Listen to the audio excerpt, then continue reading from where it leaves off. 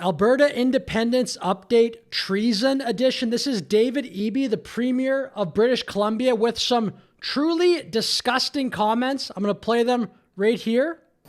I'd like to just take and pause a moment. I read an article last night in the Financial Times about a group of people from Alberta, I won't describe them as Albertans, who went to the White House. So the Premier of BC says the people that went to the White House are not Albertans.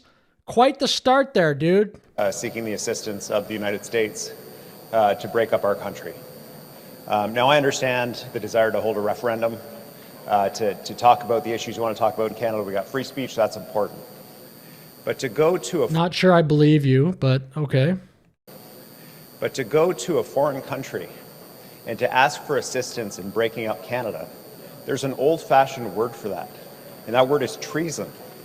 It is completely inappropriate to seek to weaken Canada, to seek to go and ask for assistance to break up this country from a foreign power. And with respect, a president who... Look, why wouldn't they go do that if they think it's to the advantage of the independent Alberta movement? Somebody in Canada, as it is right now, should try to work with the White House. What, the rest of us have to run around in perpetual hysteria with our elbows up like a bunch of dummies? This is so stupid. Why wouldn't they do that? From a foreign power. And with respect, a president who has not been particularly respectful of Canada's sovereignty. See, that's it. We're all supposed to be left-wing right now. I'm going to be raising that issue at this table. I think that while we can respect the right of any Canadian to express themselves, to vote in a referendum, I think we need to draw the line at people seeking the assistance of foreign countries to break up this beautiful land of ours that our forefathers... He's making massive accusations. He should lay out what he thinks exactly happened in those meetings. Our foremothers, our parents, our grandparents fought for. There is a line. And especially at this time when all Canadians have to pull together, I think we can speak as one voice about conduct like that. I am personally most infuriated by this line right here, right at the end of that speech. And especially at this time when all Canadians have to pull together, I think we can speak as one voice about conduct like that.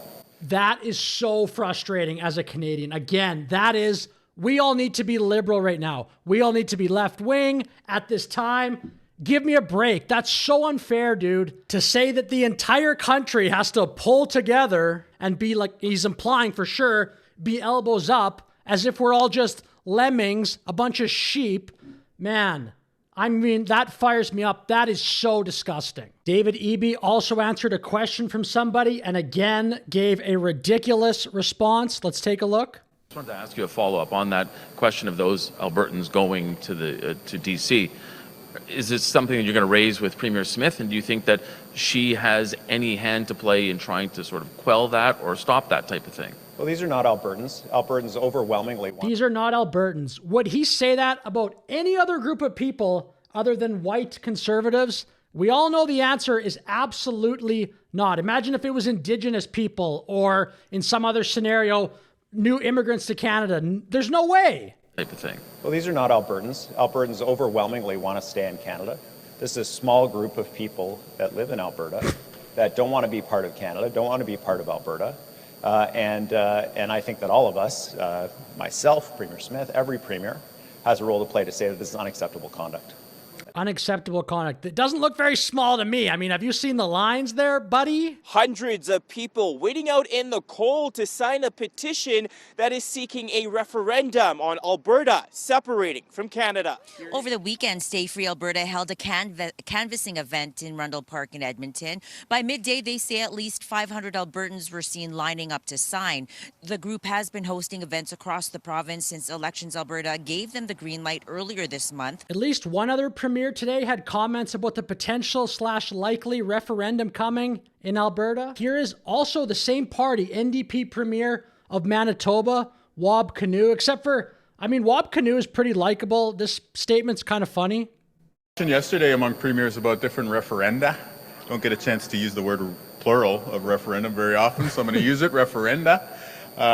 We had some conversations, and the joke that I said from Manitoba's perspective is like, wow, all this referendum talk makes me want to have a referendum too, except in Manitoba, the question is going to be, do you want to stay a part of Canada? And the two choices are going to be yeah and heck yeah.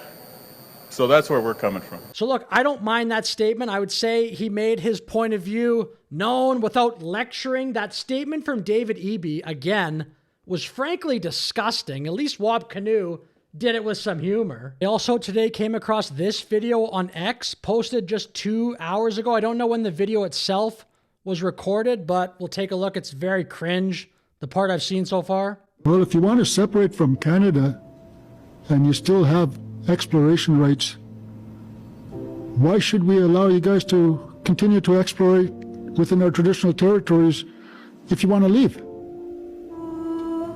Pack up your bag and go. That's my message to the Premier. It's a stupid message, dude. Give me a break, bro. You're not welcome here anymore. We're not welcome here. It's inherent rights. First Nations were here first. We welcomed people from, to our shores. Time to grow up, Canada. It's time to grow up. It's almost explicit. The messaging there is First Nations are better. This messaging stinks. We welcome people with open arms. We want to build a beautiful country together. But at the same time, if people aren't happy in this beautiful country that we're building together, then you're free to go and live wherever you want. But you can take the...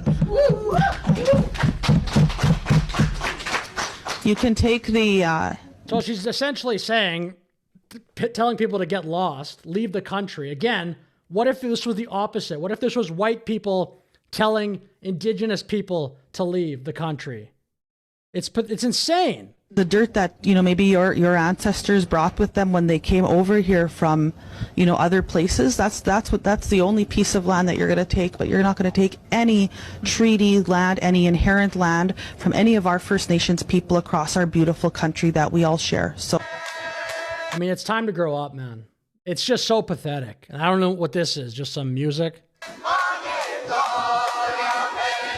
The person I think who should actually get a fair amount of the blame for a lot of this is Justin Trudeau. He presided over Canada. He was so divisive. It was all LGBT this, for Indigenous this. It's all, why is everyone different? And then now you have this incredibly divided country. I mean, it's very sad. But with that said, I'll finish the video for now. Thanks very much for watching. Please like, please subscribe. Have a great day.